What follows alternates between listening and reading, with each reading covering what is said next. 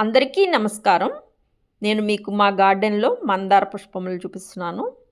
ఈ మందార పుష్పాలతో అర్ధనారీశ్వరుడు, అలాగే బుద్ధుడు పక్కన శిల్పాలు కూడా అలంకరణ చేశాను. నేను వీలైనంత వరకు రోజు అలంకరణ చేస్తూ ఉంటాను. అర్ధనారీశ్వరుని యొక్క ఈ శిల్పం నేను చెన్నైకి దగ్గరలో ఉన్న మహాబలిపురంలో తీసుకున్నాను. చాలా ఇయర్స్ బ్యాక్ తీసుకున్నాను. ఈ శిల్పం చాలా అందంగా చెక్కారు. అలాగే